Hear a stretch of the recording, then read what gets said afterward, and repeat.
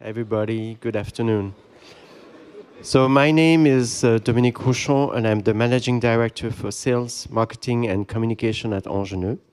I'm very pleased to welcome you this afternoon for this conference about Angeniuex Optimo Primes and their contribution to the artistic expression of cinematographers, thanks to their native quality, high quality, and the integrated optical palette. Before we start, let me introduce the speakers. So we will have Arnaud Esbelin. Arnaud Esbelin is our Marketing and Communication Manager. He will give you a quick recap about the products we are talking about this afternoon. Then we have Brad Wilson. Brad is the Vice President of Checco Cameras in Hollywood. It's one of the biggest rental companies in the world, so we are extremely honored to have him with us. And Checco contributed to this project at the very beginning when we were brainstorming about our capacity to develop Optimo Primes after decades of zoom lenses. And Checco helped us gathering cinematographers around us to exchange and to brainstorm about what would be interesting for Angeniuex to provide the market with. So thank you, and strong support of the Optimo Primes, because believe it or not, Checco Cameras has 12 sets of 12 Optimo Prime lenses, which is massive. It shows you the strength of Hollywood industry. Then we have Tim Smith. Tim is the Executive Director of Born Pour Angenieux Americas. Tim will be our moderator. And last but not least, our guest of honor, Checco Varese, famous ASC cinematographer. Please give him a warm welcome. Okay, Arnaud, the stage is yours. Thank you, Dominique. Hi, everybody. So I will recap quickly to everybody the range of lenses that we have today. So like you can see on the screen, we have a full range of zoom and compact lenses from 12 times zoom to ultra compact zoom to Optimo Prime lenses. It is very important to know that our zooms are multi-format compatible with the IRO technology. I believe that maybe most of you already know that we can interchange the rear optical group to match multiple formats. From the Alexa 35 open gate to the full frame sensors. And we do have the 12 Optimo Prime lenses with covering full frame with a specific feature that we are going to mention today.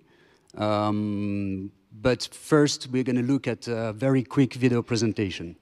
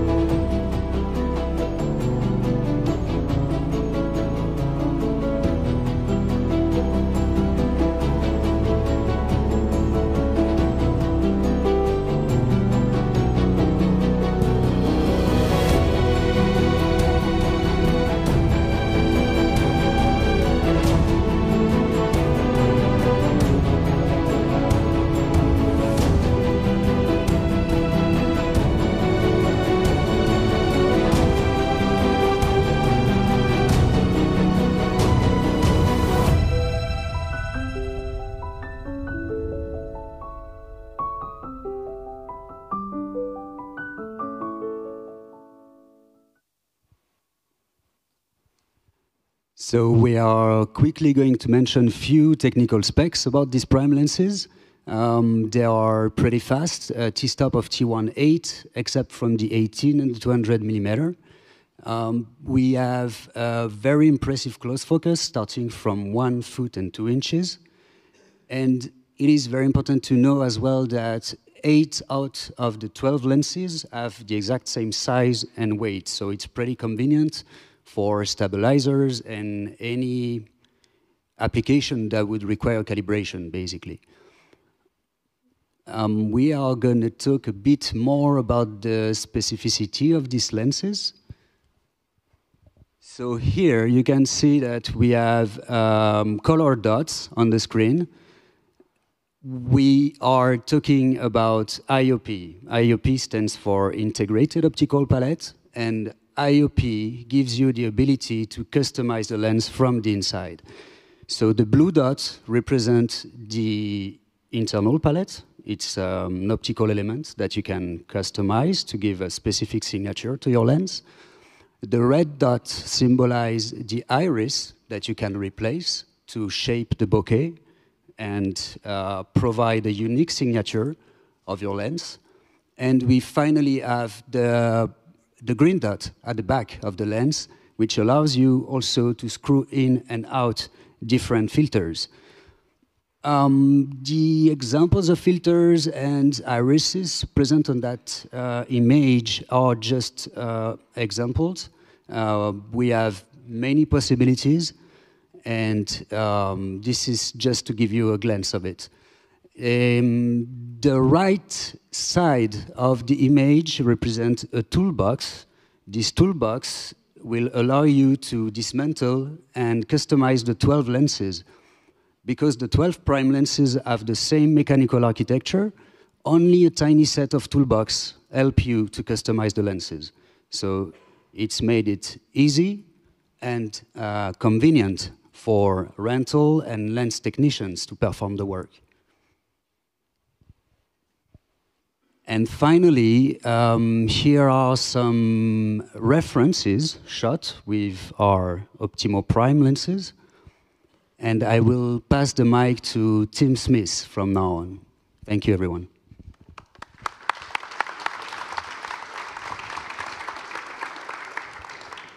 Thank you very much. Really appreciate you. Thank you, Checco. That was nice. Today we're going to talk to Checco. I want to kind of give you an idea of how the next 45 minutes is going to go. We'll have a discussion with Checco and with Brad, but we're going to take questions at the end. There's plenty of time. So if you have a question, please keep it in your head. We'll bring it back later on when we can actually see the audience and take the question. Don't shout out until we're done, and then you can shout all you want. I want to start with Checco. First, thank you for being here. Thank you so.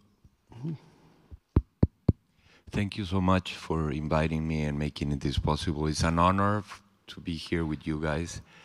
Thank God they turned off the lights so I don't get that nervous on seeing all of you. And please keep your ticket number because we're ruffling the lenses. No, just kidding. He is absolutely kidding. So I want to start by pointing out that your history a little bit before we talk specifically about two of your projects. Checco started 24 years ago, 20 more, a long time ago, as more or less last century, more or less a war photographer, a nature's photographer, shooting in some of the worst situations in the world, all over the Middle East, and then sort of graduated in your career to music videos. Anywhere from Prince to Dave Matthews? And Ozzy Osbourne and Dr. Dre and everybody and their grandmother, yes. And now into television and feature films. We're going to talk specifically about two more recent projects, but the list of your projects goes on and on. I'm going to throw in just for a second that he's part of what we call in Hollywood a power couple.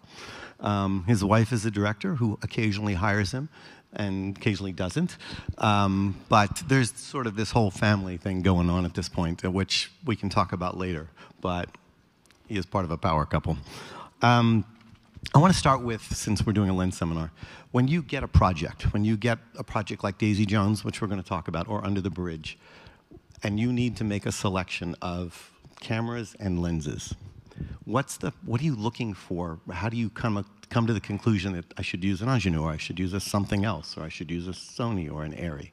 What's your first thoughts? Starting from the genesis, you get the script, and this is my process. I read the script 3 times. First time I read it as a script, and I enjoy it or not, get scared or laugh or not. Then I read it the second time, and I only read the dialogue. I don't read the exterior, day, night, whatever, because I want to understand what the characters are going through.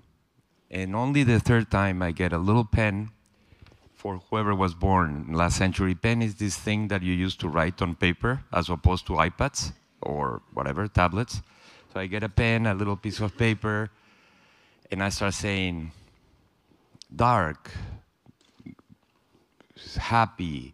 And those are words, keywords that bring them, then it brings to what I need to see in the movie. I'm agnostic about lenses and cameras. I've used several manufacturers. For this specific project, there is a funny anecdote that I was shooting with the Sony, and I've been shooting with Sony Venice now for 6 years, 5 years. Before that, I was shooting with Ari. I called my very good friend Brad, and I said, Brad, I'm doing this great show. It starts in 1965 and ends up in 1995. I don't want to get 17 different lenses. I want to get one set that I can customize and I can work with it. And that set has to be poetic. That set has to be for that specific show. That set has to be feminine. And that set has to have a female gaze in the lens. And this, please don't laugh, but as a cinematographer, if you talk to the lens and you're nice and you talk nicely to them, they will answer. And they will say, I really don't like wide open. I really don't like to be at 1.8, some lenses. I really don't like flares. And if you listen, you can have a conversation. And that conversation, it's a human conversation, because lenses are made by human beings. And what's behind this is 90 years of experience, but it's also the love to make them, and other lenses too, not only these ones. So I talked to Brad. Brad had a heart attack. And because I said, I want, what did I say? Every single set. No, but back it up a little. Just like close your eyes for a second and picture every lens known to mankind laying out in a prep floor. And we're like, oh, Checco, you've got 1 hour to pick a lens set. Like, I grabbed 17 sets of different lenses, different manufacturers, every single lens. Brad brought them there. For 5 days, we went, and I put them to the ringer. I don't know if that makes sense, but I tortured them. I did everything horrible to them. At the end, I had 2 sets. And the very last day, I said, okay, I'm going to talk to them. I talked to them. They answered nicely. And I called Brad and I said, yeah, these are the champagne of lenses. They have bubbles. They're great. They make you feel good. They make you feel happy. And I shot Daisy Jones with them. You know, I probably shouldn't ask this because I don't know the answer to it, and that's like breaking the rules. But is that Daisy Jones the first time you used them? Angeniuex? was there a commercial? No, Daisy Jones was the very first time I used them. Good. Oh, well, and then... you know, okay. Into the IOP. I've got to remember that we're in a different country. Daisy Jones and the Six, it was a very popular series in the States. We're going to show you some so you can see it, but have most of you seen the series or know of the series? Can't really tell. No, I can't really tell, but I mean, explain what the story behind Daisy Jones. I'm the most ignorant person about music and pop music there is. There is a great anecdote when I asked my wife, oh, I'm shooting this music video with Duran Duran. And she goes, oh my God, Duran Duran. And I said, do they look like Kiss? Like the guy with the tongue? And she goes, no. Because I spent all the 80s in war zones, so war zones are not well known for having pop stars in there. Daisy Jones is based on a book that is loosely based on the story of Stevie Nicks and Fleetwood Mac. Fleetwood Mac, you see, I don't know anything. And it's this young woman that inhabits this very male-dominated world. I'm not talking about cinematographers, sorry, I'm talking about musicians. This very male-dominated world in which she has to survive, and she becomes the biggest star of that decade. And one day, they all disappear and they don't play ever again. And the story takes place from the 65 to 75, and then there is some interviews with the characters that happen in 90-something.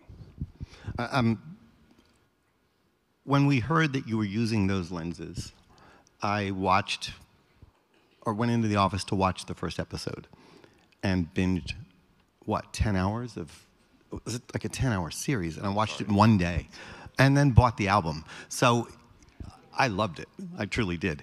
Now, I'm going to show you a clip from Daisy Jones, so you get an understanding of what we're looking at, the period piece, the time, the music. I'm going to let this one play. It's a little long. You're going to enjoy it because it's an entire song. So if we could play the first clip, please.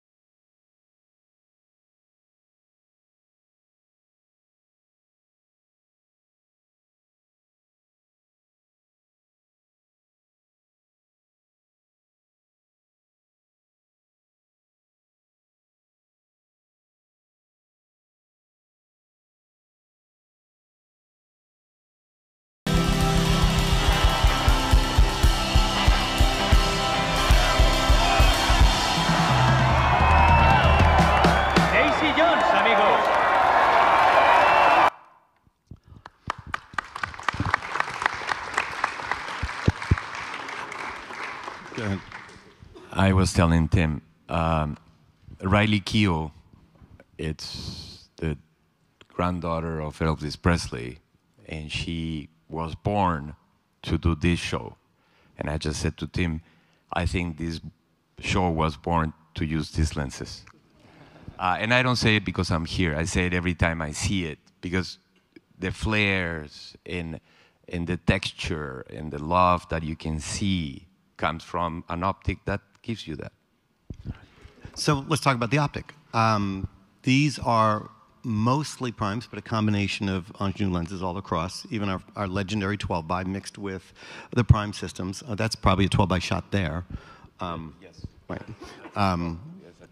And how well they work beautifully with our zooms. That's a whole infrastructure of lenses that you can use anything Optimo. But on this one, on the primes, we inserted Glimmer Glass 1.8 IOP. And I'll go back to the concept a little bit just to revisit it. So the IOP, the Integrated Optical Palette, is a small element that was built intentionally to put inside the lens, not behind it, not in front of it. You have those options, but it lives inside the lens, right there. And that changes the personality and the character of the lens. So you have one series of lenses and almost unlimited looks. You can shoot a period piece, you can shoot them clean, you can make them look like sci-fi, you can do all of this. And we're going to get to Brad, to do whatever it is. And that's going to come into play in a minute when I have to have Brad explain what that does to a rental house. But they're a beautiful concept. It's just a simple element that is being created to go inside. And these were built to be easily taken apart, literally taken apart. The elements will come out, the IOP will go in, the glass will go back in. And at that point, you have a different lens. So when you talking about every lens on the planet that you had to bring out to test, this was 7 or 8 or 9 different lenses, depending on how you wanted to customize it. So he chose Glimmer and kept it through the whole film. We had, I don't know, can't remember, but several possibilities. I chose Glimmer Glass 1.8 because you choose red wine and white wine. Well, I was feeling red wine that day, and I chose Glimmer Glass 1.8. I think it works very nicely with the show. It has a little bit, a second before, there was sort of like an aura, sort of a blue aura on top of her. We'll show you in a minute. That comes from and I'm not an engineer and I'm not a technician, and I will say disastrous things, but the light bounces inside the lens and affects the way the quality of the image ends up being. And by having the filter inside, it's a completely different experience. So I'll do the technical part. Thank you. Yes, we used the word filter. If there's one thing you walk away from, I don't want you to think of these as a filter. Technically, yes, we use filter technology to create the IOP, but when it's actually inside the lens, it doesn't do what a filter does. It's not the same thing. We filter in the front like we always do, and when you do that, about 30% of the light bounces out and doesn't come into the lens at all. We filter on the rear, which is also effective, but essentially that image is baked in by then, and we just do this global change to the image before it gets to the sensor. But if you take our optical palette and insert it between the glass before it actually gets to the sensor, first off, the light doesn't go this way, it goes this way. It organically changes everything. It's more like a different coating or a different glass inside. So it does become a different lens. So call them palettes, okay? It's a very clever concept. So in this one you used Glimmer, and I can see it, you can see it. Let's sort of maybe go over there for a few minutes and see if you can show them how it works. I'm not gonna do it here, but also there is another super extraordinary clever idea that I'm not going to do it, but you take this thing out, which is a little filter. He can't do it. If I do things, usually I break them. Either Joshua Turner, my DP friend and operator, he does it, or they do it. You should never let me touch anything. So this is now, it has a piece of glass there because you need this piece of glass for collimation, whatever.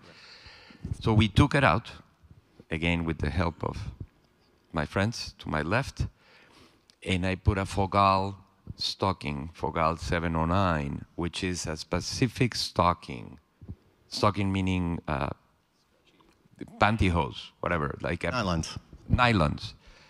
It was built in the 60s, so they're very rare, and there are only a few left, and mostly in the hands of camera assistants. Don't ask me why camera assistants have stockings. Yeah. But then you put the stocking in the back, and we shot some of the, you have to be careful because if you focus, blah, blah, blah. But we shot some of the 1960s elements with the stockings in the back in the same lens. It's very, very subtle, but it changes the personality of the lens. Then again, it changes completely. And that's by just, however, it took him 8 seconds to do it. So in 8 seconds, I have a vintage, old lens with my camera assistant stockings. Sorry about that. Right. So what I want you to understand about that is that once this IOP is inside, and this is why you don't want to think of it as a filter, the character is changed. So you'll still do to the rear what you would do, and to the front. You'll filter the front the same way. Just think of it as a different lens with a different look, because we've changed it. So hopefully there'll be some questions about that later, I guess. So let's give it a try. Don't drop anything. I'll try. But anyway, if I drop things, then he gets the bill, and it's a rental, so it doesn't matter. It's ours. We didn't rent it. So, thanks, my dear friend here. This is a 50 Angeniuex with a glimmer glass IOP in there.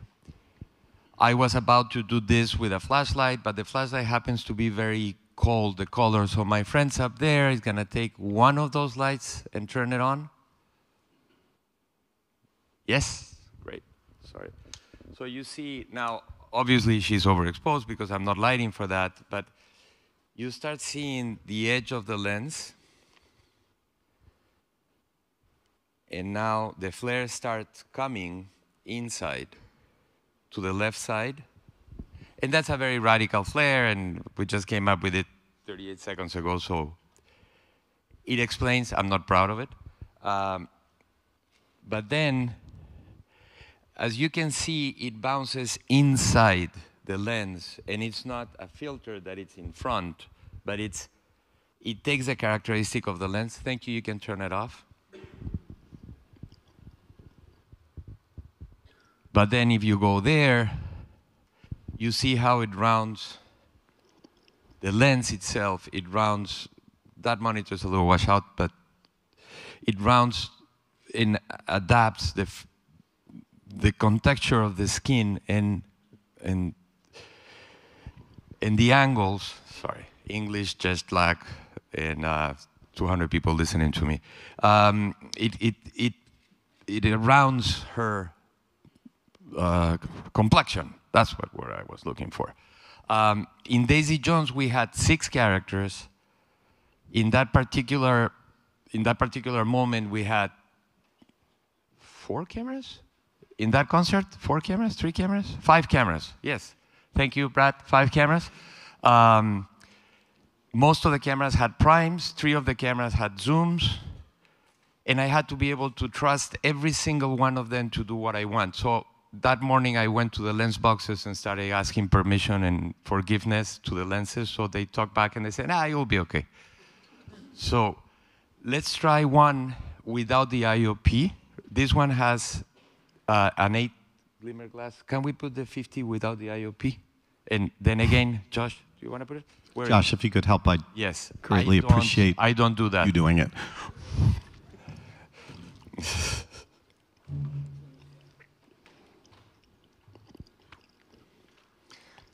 While they do that, Josh and I have been working together for 20-something years. And he knows me, that I shouldn't touch anything. And what do you do usually? Yeah. Get out of my life, don't touch it. Are you calibrating? Thank you. And yeah.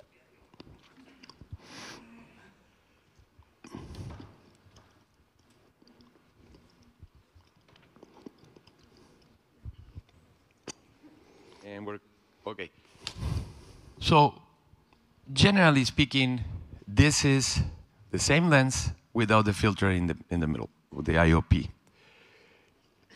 If we were in a post-production facility, in a calibrated monitor, in a dark room, I could see the differences.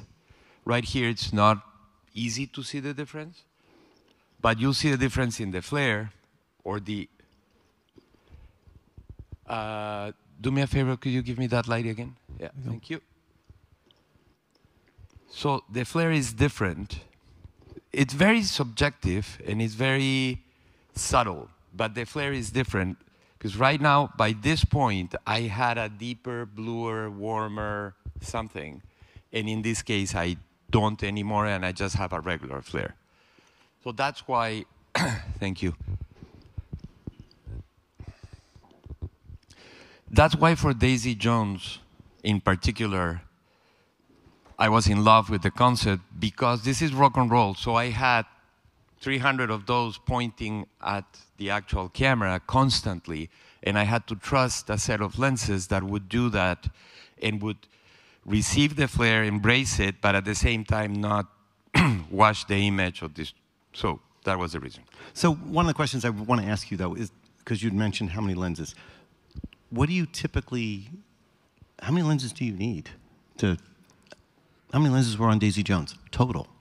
As many as they can give me. Okay, this is traditional, you know. One of the things with Brad is that I get a job and I call Brad and I said, okay, send them the same package I had last time until I figure out what I need. So we just send them something. So my traditional, the last movie is different because it was an action movie, so I need it. But like, let's say for this or for Under the Bridge, 2 cameras, A and B, a third camera that becomes the Steadicam or the Techno Crane, and what I usually call is a set and a half. You, Brad, you can elaborate on that. But so I get the 3 zooms and a set and a half. So I get all this. Yeah, and then like every other focal length in the set. Yeah. So let's say 18, 21, blah, blah, blah. I don't get the very wide ones. I get the middle ones, doubles. And I don't get the very tight ones. I just get 1. So it's 1.5 sets. And if I have a second unit or a splinter unit, that doubles. So it's 3 cameras, 2.5 sets of lenses, and etc. So you're talking about a big camera truck. And a nice rental package. Yes. But you're also picking zooms. Now, in this case, you're an Angenieux zoom person, but I've seen these lenses used a lot with other zooms, and they match pretty, they're close enough in some cases. How many zooms? I usually, and this is not because I'm here thanks to Angenieux, I usually only use Angenieux zooms. That's not, I mean... Because they're fantastic. I know them inside out. They talk to me, I talk to them. We curse at each other, so it's fine. In this particular case, I had, very bad with numbers, I had the 45 to, well, I had the 12 to 1. Right. I have the medium one, and I have the piccolo, the 15 to 40 or whatever the number is. You guys shouldn't start changing numbers. They change numbers constantly, and make me look old and memoryless. Our zooms are constantly used on everything. Yeah. Angenieux, first off, Pierre Angenieux invented the zoom lens. Yes. So that's actually what we're most famous for. One of the reasons we're focusing this on primes is because everybody already loves our zooms. So that's not an issue. But the beauty of these is they match the zooms. You can easily slide these in, and everything's consistent. If you see Optimo, it's the same coating. Our 12-by, our legendary 12-by, and our 50mm prime look the same. So it's that same legendary look. Really quick, though, yeah. Talk to some of the, I'm sure there are students in here that would love to know, why do you focus on doubling up the middle set of focal lengths? Because my operators make my life miserable if I don't do that. No, because the chances that you're needing 2 18mm or very wide lenses in the same set are almost none. Almost none. Chances that you're going to need 2 100s in the same set are almost none. And I'm not dogmatic, so a 100 at this distance is the same as a 75 at this distance. Of course, film students will tell that I'm an idiot, but no, it is exactly the same. You know, it doesn't change much. So I picked the middle ones because also, unfortunately or fortunately, we live in a world where time, in the film world, where time is of essence. So I would do sometimes an over-the-shoulder on this character, pointing at him, and at the same time, with the other camera, an over-the-shoulder on the other character, dueling overs, like two cameras like that, which is, I'm happy doing it. Some of my colleagues don't like it. I understand why. So I need two matching lenses. I need two 50s, two 40s. And one is on the Steadicam, and the other one is handheld. So to me, it's very important to have double the middle. So far, we've really just talked about your feature work, but, and this kind of jumps to you also did the Jack Ryan series, some of it, the pilot. Yes. Do you have to approach a series different, or do you approach those for lens selection exactly the same?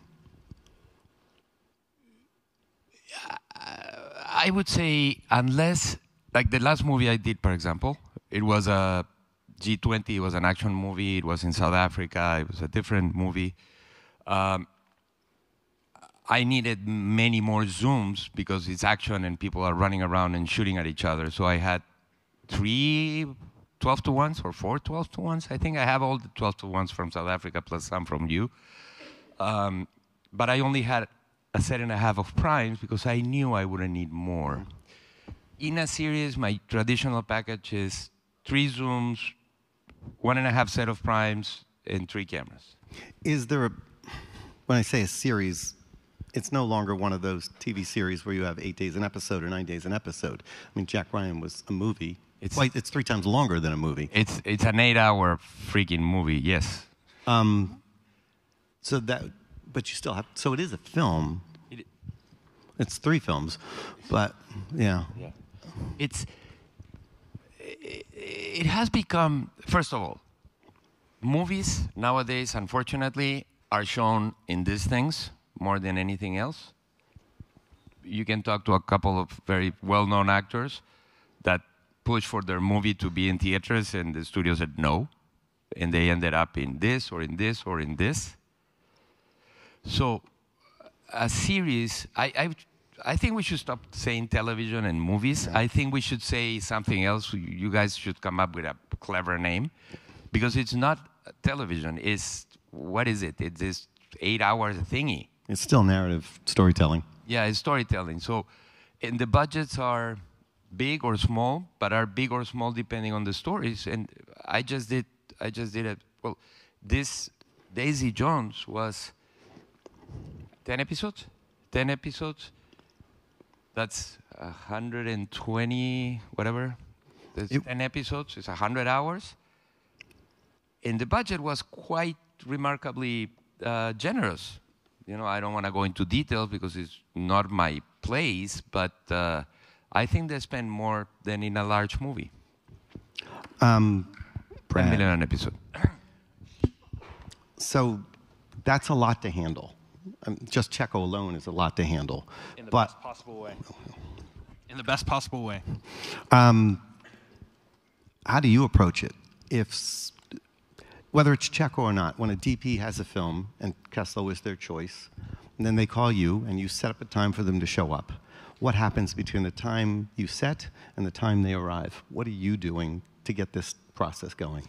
Well, it starts with the conversation. Like Checco had mentioned, he's read the script 3 times. He knows what it's the sort of look he's probably going to go after. The director probably has a certain look that he or she is thinking of and that they've talked about.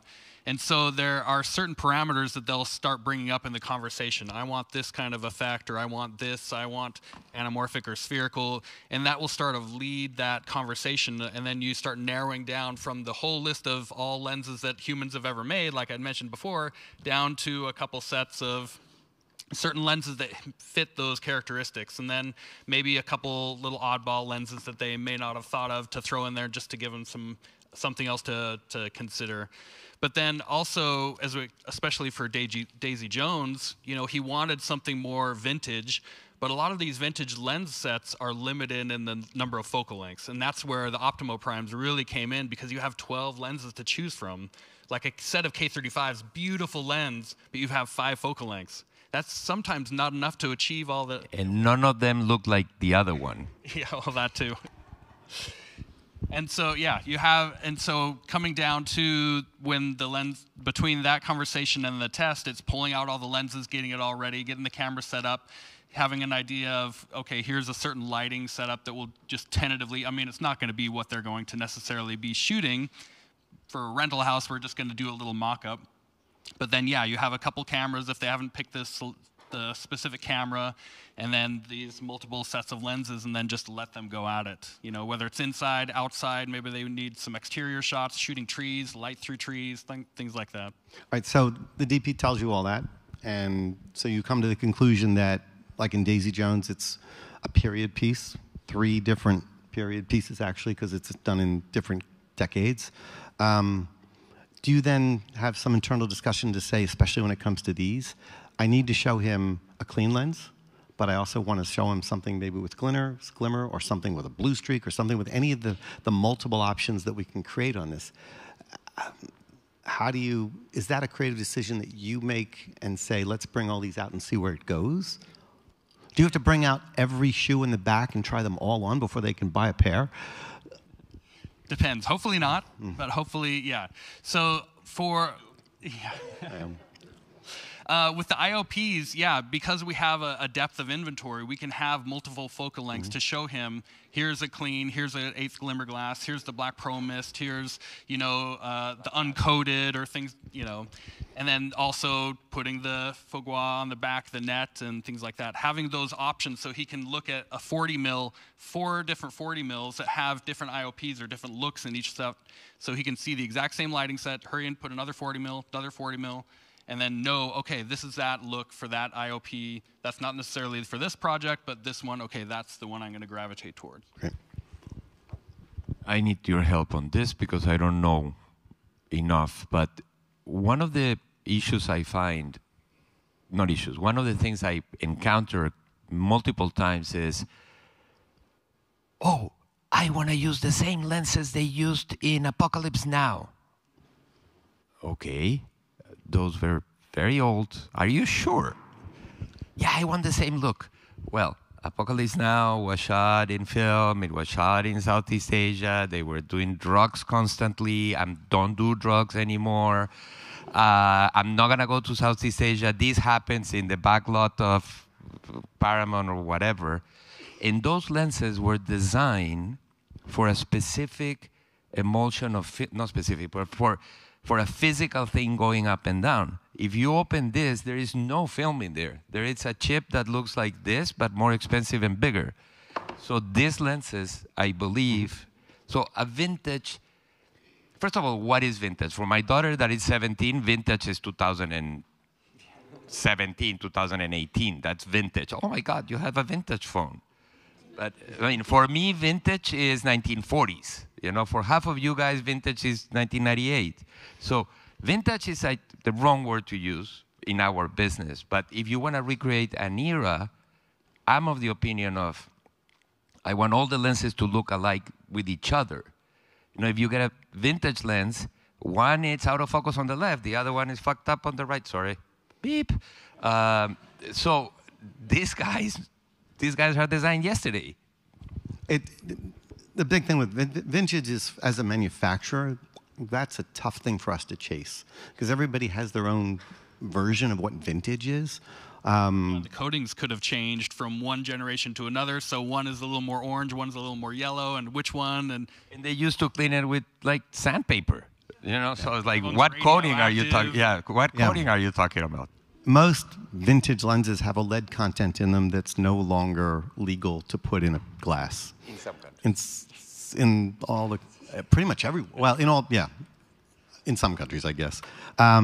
So it's really very hard to actually reproduce an exact picture of what a lens that was shot in the 40s. So vintage becomes pretty subjective. But I think the whole, I want vintage is sort of what pushed this sort of new thing to detune a lens, to customize a lens. And that's sort of what we were answering with these. You must get that, I want it to look different than it came out of the box with everybody's lenses. Well, you have to remember, so film had that natural character, that flavor to it. and digital sensors are so clean. Like, if I'm going to go have heart surgery, I want the perfect, the accurate sensor. I wouldn't want somebody shooting Kodak, 5290, whatever.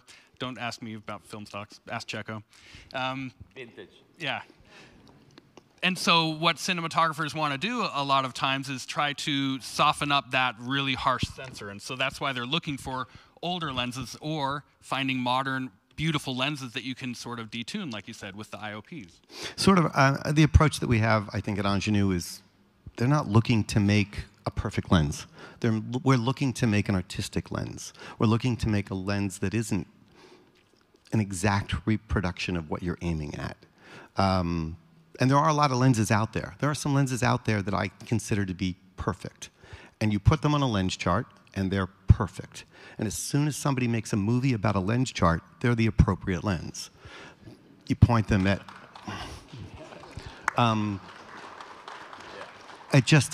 and that's sort of what attracted... I've been in the industry a long time, with other companies as well, and that's really what attracts me to these, is that, to me, the art of a lens is in the imperfection of it, and it's a bit hard to explain to an engineer how to make an imperfect lens, how to screw it up just a little bit. But that's what we want to do with these. But I will say this thing about vintage. It did generate more interest in lenses. I think lenses are the last choice a cinematographer has that's an organic change of an image. Electronic sensors are all very good, and there's different versions of them. But the feeling from pretty much anybody's electronic sensor now is almost the same. It really is. Splitting hairs. It's like Fuji and Kodak. Yeah. I mean, I used to shoot a lot of Kodak film, and some DPs, Emmanuel Lubezki, Chivo, used to shoot a lot of Fuji, and Fuji and Kodak, like, who can tell me what the difference is when you see the movie? No one. But the lens does. The lens is completely different conversation. So lens choice is probably the most important choice you can make when you're trying to figure out what your package is supposed to be. I'm going to go a little obtuse and poetic, but cameras and sensors or film is like the paper you write in. Some people like to write this way, some people like to write this way. Lenses are the choice between poetry and prose, but lenses ultimately are the dots, the commas, the accents of a sentence. So I write in Spanish, that's what I write. But I put commas, those are my lenses. Those are where I become poetic, or I put a comma and I let the audience, that's what the lenses do. The paper is the same. Ariflex paper is fantastic. Sony paper, my camera for the last 7 years, it's extraordinary. But here, or the other manufacturer, or the other lenses, is where I change how you read my prose or my poetry. I'll take that. That's what I meant when I said not perfect. I want to go ahead. I was just going to say, so with the Optimo Primes, we're talking about detuning and things like that. This is the perfect foundation because you have a beautiful, clean lens if you need it. But then you also have the ability to change different aspects of this. Even the iris. I don't know if you've gone into the iris or if people are aware that you can change out the iris, and future iris shapes and things like that will be coming out. So you can change different aspects of this to have a completely different look, but you're starting with a beautiful foundation that are all more or less the same size, great weight, lightweight, and very light. So it's just like the perfect avenue to shape how you want that light to look for a specific project. Right. We made these to be very flexible, even in the future. Like you mentioned, there is the ability to change the iris from what's in there out of the box. And we are working on multiple types of irises. And we can continue to do that into the future. When a company like his makes an investment like that, the lens has to do more than one thing. It has to have more than one look. It has to be a lens that can go out on Monday for 2 months on a period piece, and then the following month on a car commercial. And you can do it with the same lens. So, yes, look for more coming for these. There's more IOPs being made constantly in the States. I don't want to speak for my colleagues, but in the States, I'll consider making a specific one and trying it out. And especially if we get the right DP to request it, And you could even make your own with the clear. You can scratch it up or add whatever color or things like that. You can experiment to your heart's content. All right, Making sure scratch the IOP, do not scratch the lens. Yeah, I'll give you one quick anecdote about there was one DP, so he's not here, so I won't mention it, but it worked very well, who had to communicate the idea of the disease synesthesia, and that's the disease that people have where when they hear music, they see colors. It gives them little fringes. So we found a 50 and an optical lens, and then we hit it with a hammer and cracked it. And it was perfect. His challenge was, how can I do an organic example of what this looks like and not in post? Because nobody really knows unless they have it. And they used it. That was the POV lens. And the actor who was portraying the person in this film wrote it, and it's about him. So he knows what it looks like, and basically said, that's it. That's what I see. When I watch this, I have to turn the sound off because then I see it twice, if you follow what I'm saying. So it was a nice surprise, but it worked really well, and it cost less than $200 to break a lens. So. Everybody says, well, can you do this thing in post? Can you do this later? In everybody that ever had an Adobe Premiere or After Effects, you know that the problem is nothing is organic. There was a thing that we used to do in film when you detune the shutter. So instead of opening and closing at the same time the film was being pulled, it was opening and closing a microsecond later, or it left open so the light would come, so all your highlights will have this little streak, sometimes aggressive, sometimes very little. And that was a guy with a screwdriver inside the camera, and good luck everybody, and let's do it. If you have to do now this in post, it's a flame artist for 17 days at $700 an hour. So you won't be able to do it. So yes, I'm sure you can get a broken lens flare feel with the same flame artist in Bangalore for $700 an hour, but it's not the same. The lens is there and you have it already. So the more you do inside here and on set, the happier life you'll live. One last little, okay, I'll take that. I always trust the word of a vintage cinematographer. So, last thing, then I want to move up to something. I did have one lens that I loaned out to somebody that was doing the press kit for the Barbie film, and was shooting interviews with the actors for press. And when it came back, he had taken the filter that was inside the IOP that was inside and used glue to put glitter all around the outside of the filter, which the light caught and reflected all across. I mean, he ruined it, but it was a unique thing, and it gave it a really interesting look. I'll let them try whatever they've got to do. It's their choice. All right, so I'm going to shift gears a little bit. I want to show one more clip from Daisy Jones. This is actually the trailer. So what you're looking for here is all of the lenses that he used in all of the different environments. Daisy Jones was shot over 3 decades, or had to cover 3 different decades, in many different environments. Concert stuff, dark stuff, the happy moments, the suicidal moments, everything that happened in the storyline. So most of that's in this trailer, which is kind of when I want to show it. Look for everything at one time on this one. So if we can play the second clip, please. I don't even know why we're doing this. It's not a duet. Billy, you wrote a good song, not a great one. Did you guys want to record something or fight more? I'm fine either way. Okay, let's get this started. This is Honeycomb, take 1. Can I ask you a question? What do you think the song's about? What do I think the song is about? What the song what that I is the wrote? song What do I about? think the song that I wrote is about? It's about starting a new life.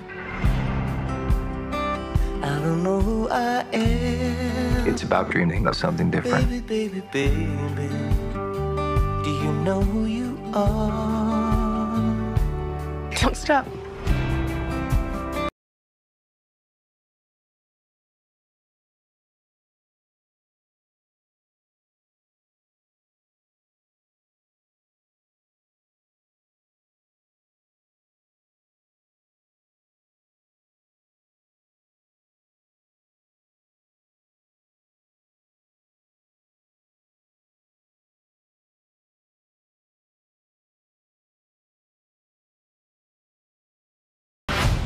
It has to be. I've never seen him smile this much in his life.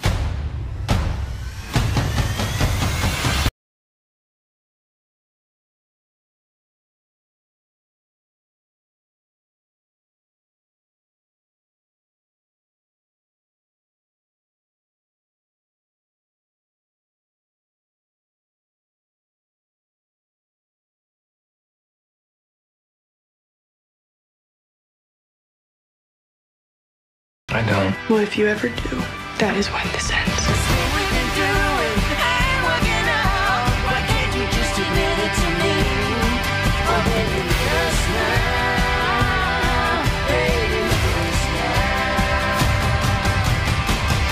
Don't you think it's time to add a little fire? Don't overthink it. I'm the fire.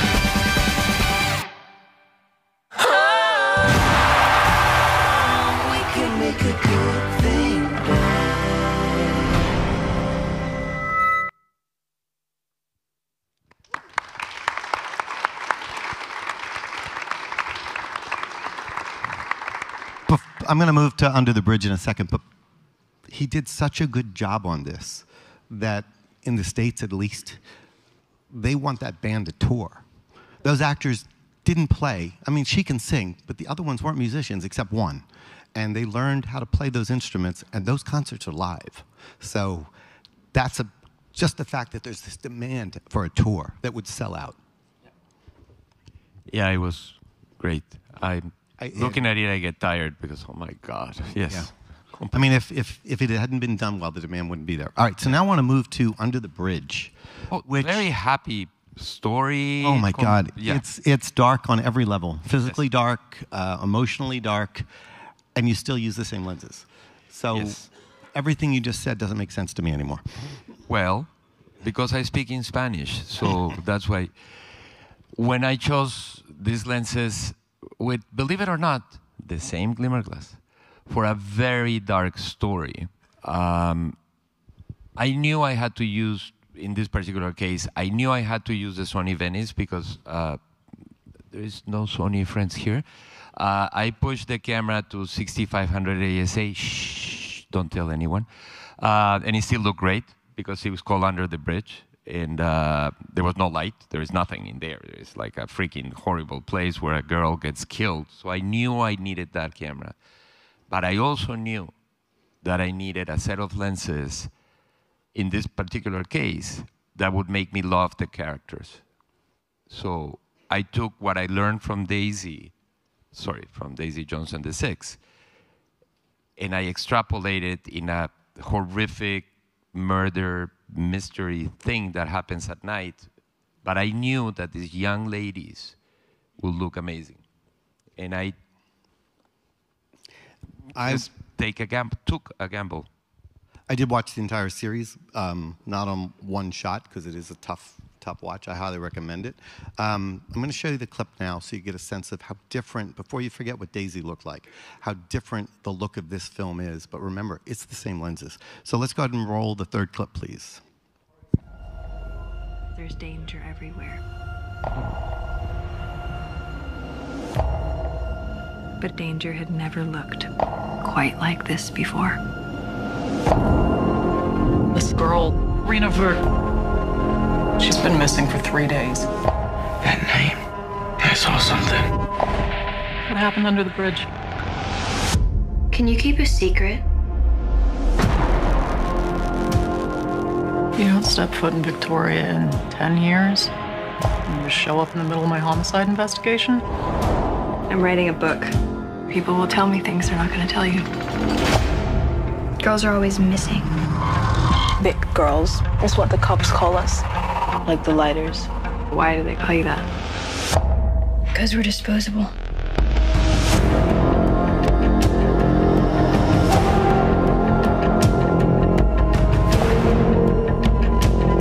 There's a darkness in those girls. I think the devil is working inside them.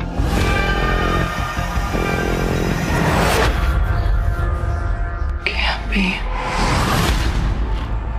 This is a tale of horror and wonder, of innocence and beauty, violence and sin. this story would haunt the island for years to come.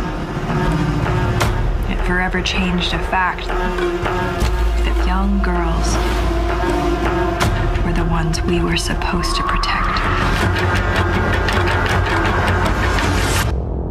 Not be protected from. I want you to take me under the bridge.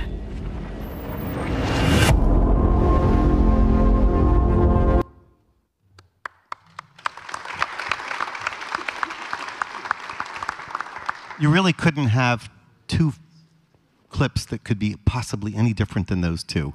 So what do you do when you're using pretty much the exact same camera package to make it so different? Brad is going to laugh because I mentioned this before. The only other profession I can compare a cinematographer to, it's to be a chef. I like to eat, as you can see, and I cook very well, almost better than DP thing. I'm a better cook. Chefs go to the same market, and they buy the same tomatoes, and they buy the same olive oil, and they buy the same oregano or whatever. But we do radically different things with the same ingredients. It's not about the tomatoes, my friend. It's about what you have inside, or what your mom told you, or how many museums you wear. I have a 17-year-old daughter that wants to be a filmmaker, and she said, "Oh my God, great, we have an FX3, we can shoot." And like, you can shoot with your iPhone. It's about the story, it's about what you tell.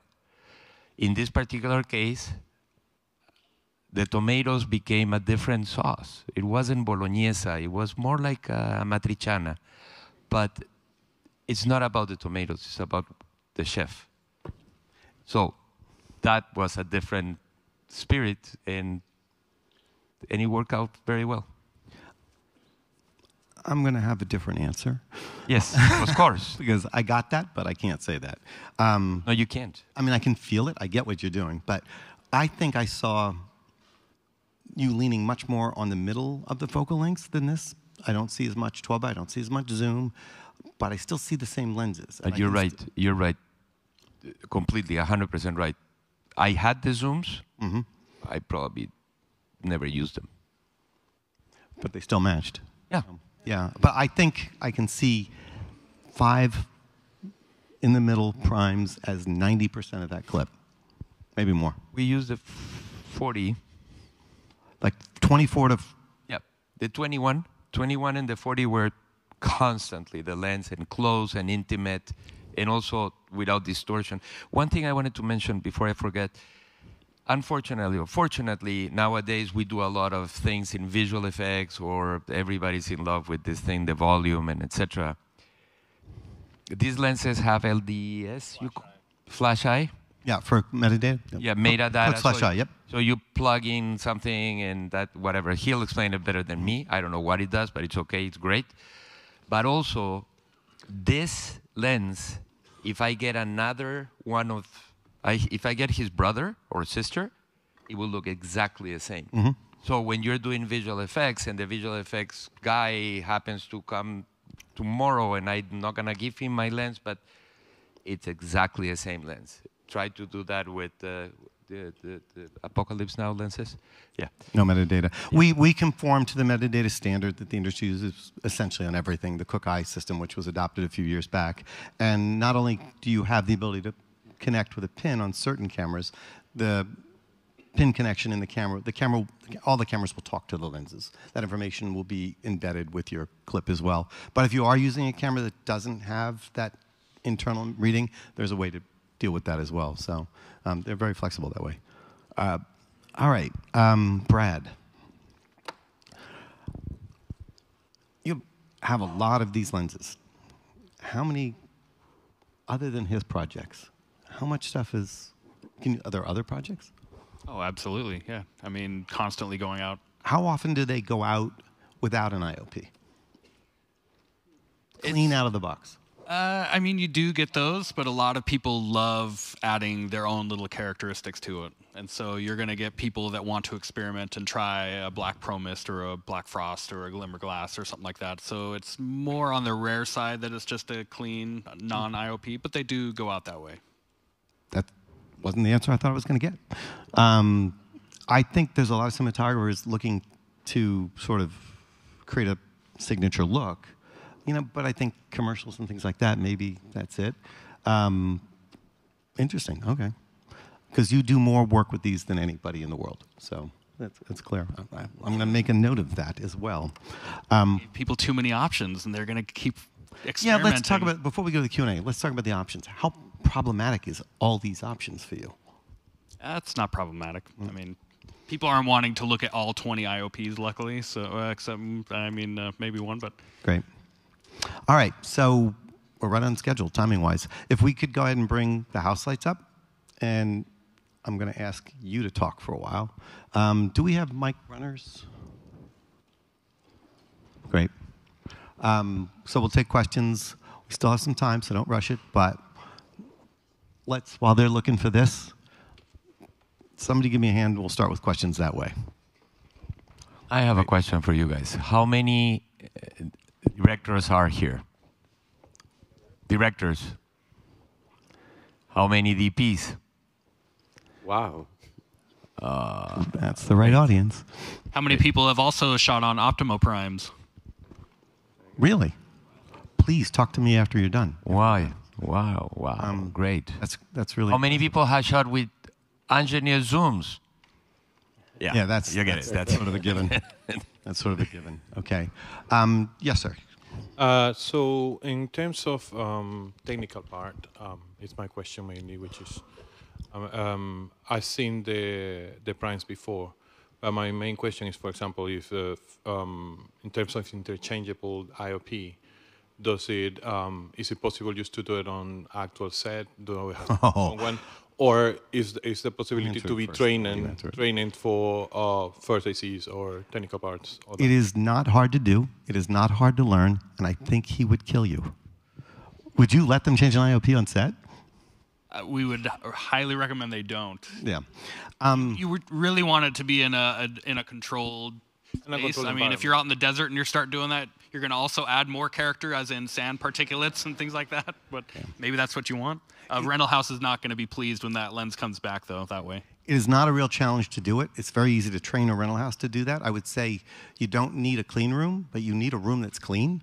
And you need someone with patience. You're still sticking a screwdriver within an inch of a very expensive piece of glass. But it is designed to be done that. There's a dedicated toolkit for it that specifically removes these without too much interaction. That said, anytime somebody's taking a screwdriver to a lens, I think you should have insurance. Definitely. But in those cases, because of course it's very technical, is Angeniuex any time interested like doing certification or courses for first ACs? For changing an IOP? Yeah, well, I mean, I know it's not difficult for a first AC in terms of actually if they have the right knowledge, but... So your question is, can we, I mean, not we, but Angeniuex train someone in that particular rental house, in that particular small town in the corner of the world to do it? It is so not complicated. Certification would be overkill. Okay. It's maybe 20 minutes and you got it. I can change one in 5 minutes, 10 minutes if somebody's watching. We have a technician in my office who likes to do it literally at trade shows with a blindfold on, just because he's showing off. It's really not hard. These were designed to be taken apart and put back together constantly. So ideally not on set. Do not do it at home. Right. I don't think a rental house is going to just say, oh, oops, and when they have to pour sand out of them. So, okay. Towards the darker in the center there. So I have maybe a follow-up question for you.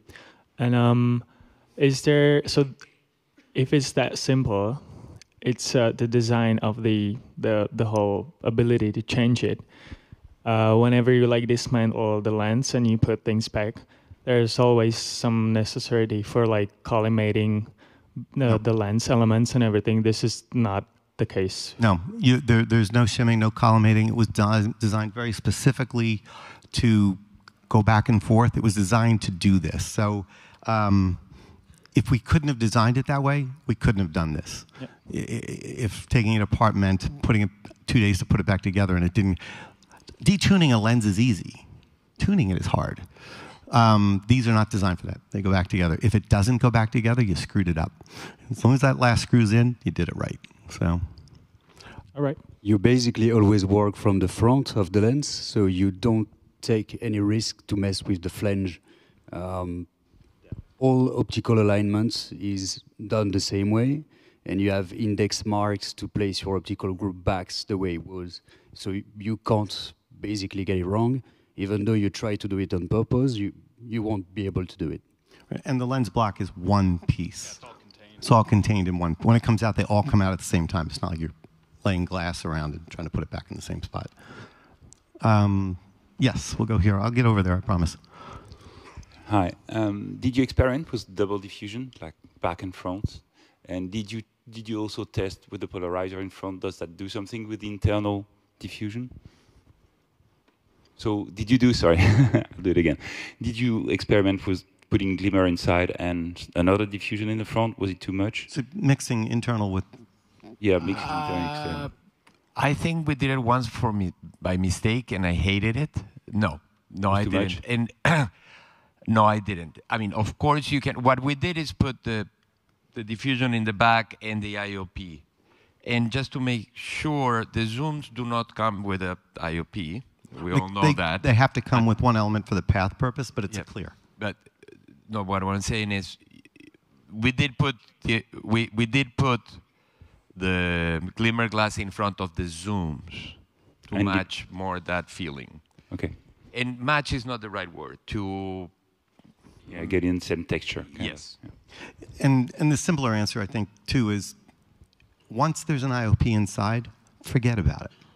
Don't consider anything about it being in there. You now have the lens that has its look. So if you want to filter the rear, filter the rear. You want to filter the front, filter the front. Or both. You could easily put glimmer inside and maybe put glimmer in the front. So the easiest way to wrap your head around it is once you've chosen the look, then just think of it as the look of the lens. So. Hi, I have a question. Just to answer the questions back there, one more little detail is you want to have options in life, but you have to make choices. Once you make a choice, that's your choice, I think. You don't want to change it in the middle of the day and say, oh, let's put all these other ones, because that's 10 minutes every lens, 2.5 sets of lenses. You're talking about 3 hours. So he will be sweating bullets on a Saturday while I'm not working and having a very nice glass of wine, changing it for the next Monday, but not during your day, to answer one of the questions. Could you talk a little bit about the iris cartridges and the effect that's going to have on the image, the triangular one and the... So there are essentially 2.5 cartridges. We have the circular one, which is the standard one that you're going to get. There is a 3-blade iris currently available as well that will give you more of a super Baltar kind of look, so you're changing the whole bokeh. And then in the works, and to be delivered as soon as we possibly can, I think is what will be the most popular, which is an oval iris. So adding an oval iris to this lens really changes what this lens will do.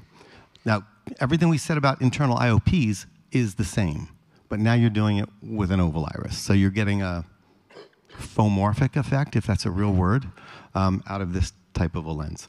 And that doesn't mean we're done. It just means those will be our first 3.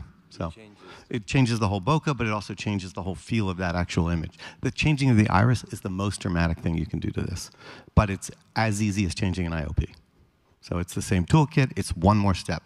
You take out the IOP, the iris is right below that. You back in with the tools, and take that one out.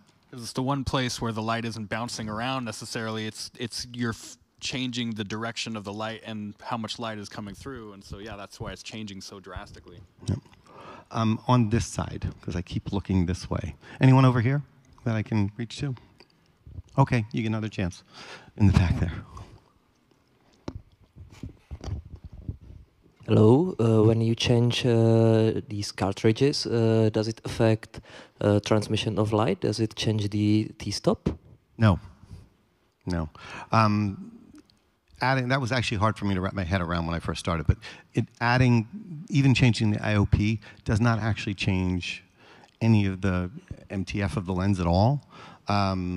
It just becomes a different look. It's sort of more like a coating than another piece of glass. And I do have at our place, we have an MTF machine. We have ability to look and see, and no, it definitely does not. Your widest opening is still T2 or 2.2, and your other end is exactly the same. So it's a very good question though, because you mentioned about t-stop. With the oval iris, naturally, we're going to lose some light. Okay. So you're not going to end up with a T1.8, but you're going to start with a T2.6. So that's the limitation of the oval iris. The triangle iris-wise, you will have the exact same T-stop that you would with the 9-blade native iris, of course. And just to be clear, I said what I said because he's never shown me the oval iris. So when it comes out, I guess that will be the case. Just in to the left of the table, they're not gonna like my answer, but what is a stop among friends? Nothing. With these cameras, nowadays, okay, I'm shooting at 800. Oh, we put the oval iris. Oh, shoot it at 1600. Thank you. Next. Right, you get one stop back. Is there anything that people would have to do for consideration with the eye data as you change the iris? Possibly. No, there won't be. There won't be any software calibration that needs to be done. There will be a ring that would be provided with the oval iris, so you can match your new T-stop with the index mark on the lens, but no, the software will work the same way, the LEMO connector will work the same way, and the PL mount will communicate with the camera the same way as well. Thank you. Finally, from the women.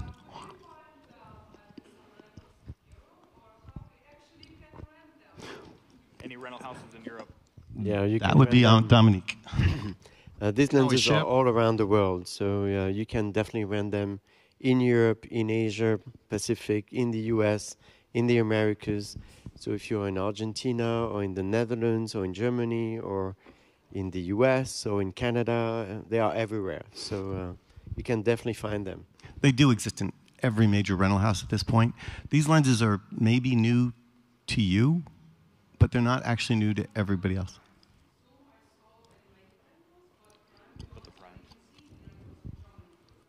In Germany? Yeah. Yes, absolutely. And if not, just send us a contact on our website. We'll help. Sure.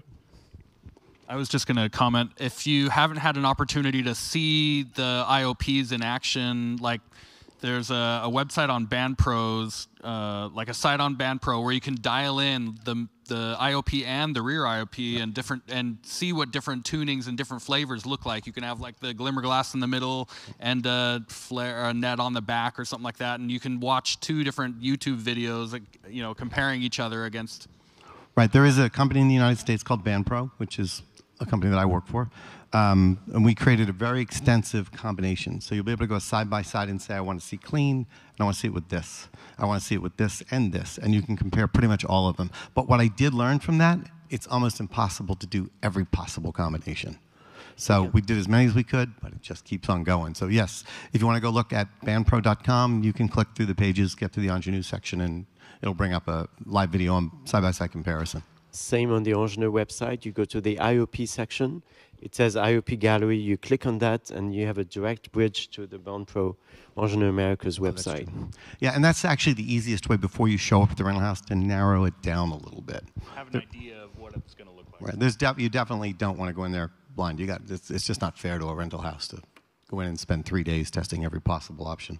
So unless you're right, I don't know how many Checkos we got, but good for you. Anyone else? Excellent. Great. I want to thank you very much for coming. I know that there's a million things to do.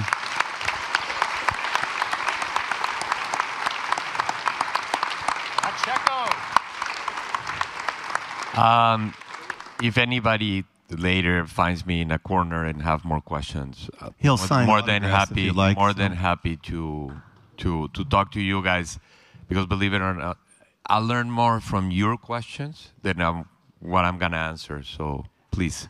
And we will be out in the marketplace tomorrow, so please just tug on our shoulders. We'd love to talk to you. It's good for us. It's good for you, whatever you'd like. So. And the raffle number is underneath your chair. Yeah. I'm just kidding. I'm kidding. So as you can see, they are doing my job. So yes. I just want to say thank you to Heliograph, who is a Polish rental company, and they have been so kind to provide us the camera so that Checco can show you the effects. I really wish to thank as well all the cinematographers who have been using Angenieux lenses. We very much appreciate your support, and we thank you very much as well for the business, to all the rental companies who are in this room, all the rental companies who buy Angenieux lenses, who went for the Optimo Primes when they arrived after the other Prime series on the market. So thank you so much to our distributors as well, who do the business every day for Angenieux. So thank you very much, everybody. We very much appreciate it.